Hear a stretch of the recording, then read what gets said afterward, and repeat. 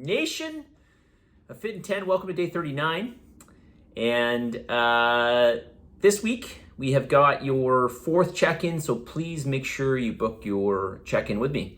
This Friday and Saturday they're happening. June 23 and 4th? What are we, 20th today, 21, 22? Yeah, 23 and 24, I believe.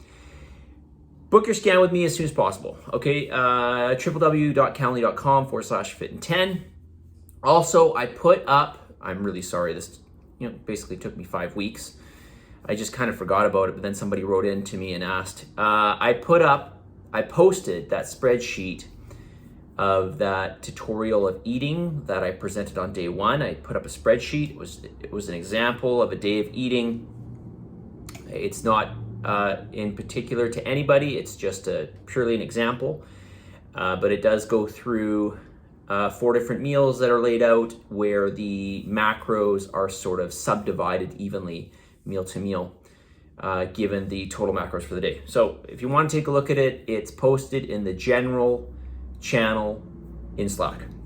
All right, today I want to talk about, because this gets often mentioned to me, I want to talk about things that manipulate or affect your body weight.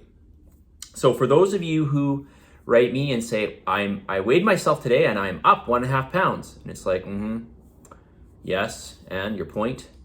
This is all normal to have fluctuations in your weight, both down and up over time. And this is one reason why I always suggest that if you do weigh yourself, you want to weigh yourself on a somewhat frequent basis, then weigh yourself daily, take the average for the week, and that is your weight for the week. Just simply taking your weight at some point in time once does not give you an accurate reflection of what your weight is. Well, it does. It gives you an accurate reflection of what your weight is at that point in time. It does not give you an accurate reflection of your body composition, okay? Because we conflate those two, right? We often think, well, my weight is directly telling me what my body composition is. No, it's not, okay? It is in many ways. We just don't know what that composition is. All right. We don't know if we're holding water. We don't know where that water is being held. We don't know if we're gaining fat or losing fat. We don't know if we're gaining or losing muscle. We just don't know these things. We can't tell, especially when we're talking about a couple pounds or whatnot. This is precisely why I do an estimation. Okay. All these things are estimations. This is why I do an estimate. All these readings of your body composition are estimations. This is why we do an estimation of your fat mass every 2 weeks, okay? So ultimately what we want is a trend over time. That's what we're looking for, right? And in the case of, I guess I could say everybody in this challenge, we're looking for a trend in terms of loss of body fat over time. So how can this be? How can your weight just fluctuate? Aren't we meant to be static? Shouldn't things always just be static, right? Like the climate, shouldn't it just be static, right? No. Okay, there are many things that affect it, and we are not static beings. Obviously, we know this. We are constantly changing. We are always changing. Different tissues in our body, for example, are always going through buildup and breakdown. This is always happening. We are constantly, there are, I don't even know, to be honest with you, there are millions, probably hundreds of millions, I don't know, maybe even billions. I guess, actually, there has to be billions. If we've got billions of cells in our body, we've got billions of reactions going on all the time. So there's a lot that's happening in the human body, and there's a lot that will influence our body weight. So let's talk about this. All right, and now I'm talking more specifically in the short term. All right, now we're not going to see fluctuations in body weight of 10 or 20 pounds, typically not, unless you are a heavily muscled individual, in which case you carry much more water than the average person, and therefore you can manipulate your body weight that much more. We are just talking about small changes in body weight, a couple pounds here and there, okay? So what can influence this?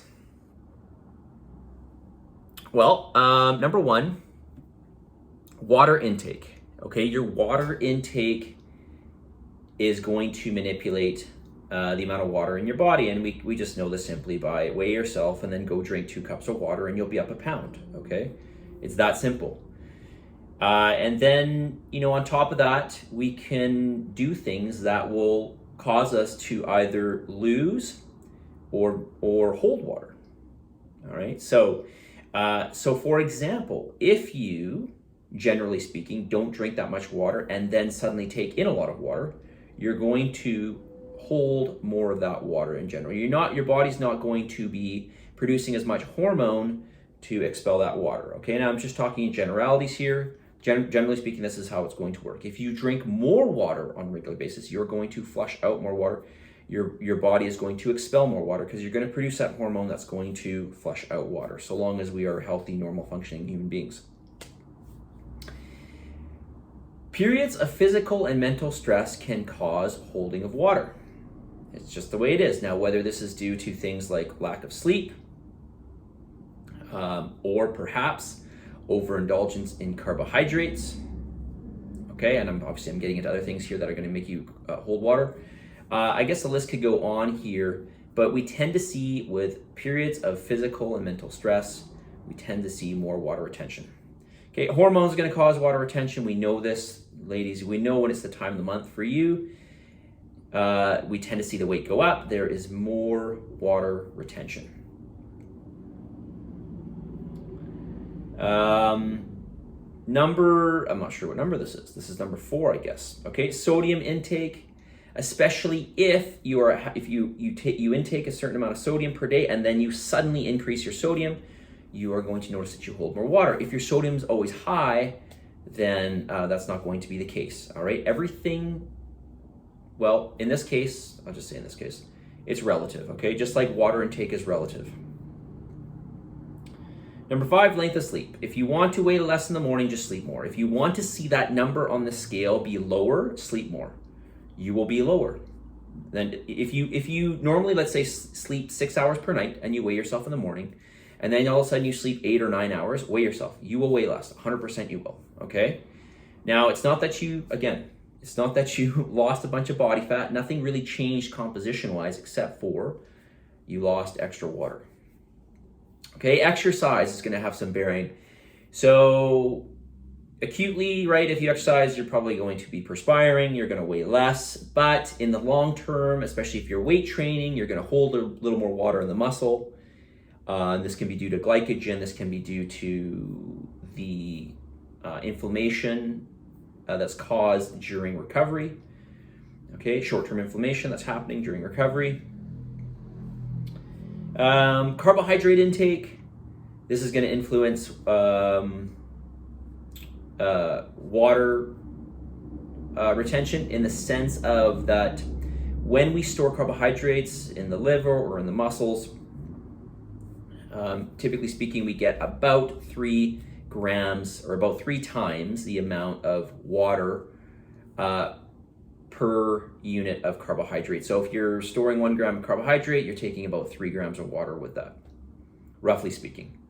Okay, so you ever have a big meal the night before, very carbohydrate dense, you wake up the next day, you weigh more, or maybe significantly more. This is, more than anything, this is due to the high consumption of carbohydrates, typically carbohydrates and salt. Medications will cause water retention. Some medications can. They can manipulate your hormones, etc. They can also elevate your hunger. This can cause you to hold more water. And as I kind of touched upon this, fluid redistribution in the body. Perfect example of this is if I, for example, train my legs. Let's just say I train legs one day, and so I'm using a lot of energy I'm using a lot of glycogen, which is a stored fuel in the legs. I deplete that glycogen. That replenishment of glycogen takes a couple of days, and as a result, if I do something like an in-body, so this is a way that we used to run the check-ins. People would come in, they would stand on the in-body. The in-body can tell you how much your muscle mass is in each limb. So if I train legs, for instance, and then I, step on the in-body the next day, generally speaking, my leg mass shows as lower because I lost water in the muscle, because I chewed through some of that glycogen. And again, part of the recovery process is restoring the glycogen to the muscles. Okay, so, and then what we could expect through time, especially if you're new to training, over time, once that recovery happens, you're going to hold a little more water in the muscle than what you did prior to working out. This is not a bad thing. This is a good thing. All right, so water is the biggest contributor to change in your weight. All right, this is why when people go on a low carbohydrate diet, for instance, they'll typically see 10-pound loss or something in the first week or something like that. And they get all excited because they're like, oh, I lost 10 pounds. Yeah, I lost, it's like, yeah, you just dropped water. That's all you did. The majority of the weight was water. So, and this can happen with calories as well, just calories in general. If you go from, having, wild levels of calories and you come to something more reasonable, you're probably going to drop more than a couple pounds in the first week, just again, being that you dropped a lot of water. All right, so to chew through fat takes time. Chewing through fat takes time. All right, so that's all I'm going to say on that 11 and a half minutes. There's more I can say on that, but I want to wrap up this video. So, and you probably want me to wrap up this video too. All right, message of the day. Reminder on this day 39 that measured and methodical over time gets you to where you want to go. Nobody likes that. Nobody really wants to do that. But ultimately, if you want an assured path, listen, if your lifestyle habits are way off, and then you just have to kind of clean them up, you're going to see a big change. Okay, so you don't necessarily have to be super methodical and measured, but as you go through, and depending on how much you want to fine-tune things, measured and methodical is the only way that's going to get you there. That just means you need to know what's going on exactly. Okay, well, maybe not exactly. We never know what's going on exactly. But the more that we know what's going on, right? What are our calories? What are our macros? How much exercise are we doing per week?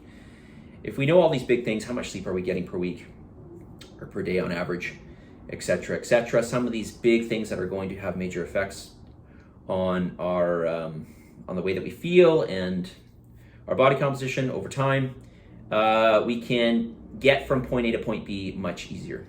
Okay, so it just depends on how much you want to devote towards this. How important are your goals? How specific are your goals?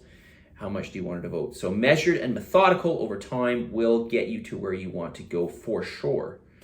That's not to say other ways won't get you there, but measured and methodical will certainly be much better than guessing or taking very emotional strategies towards specifically weight loss, which tends to happen more often than not. Almost always, in fact. Positive energy, positive vibes, believe in yourself, for the love of God, give some gratitude, and I'll talk to you tomorrow.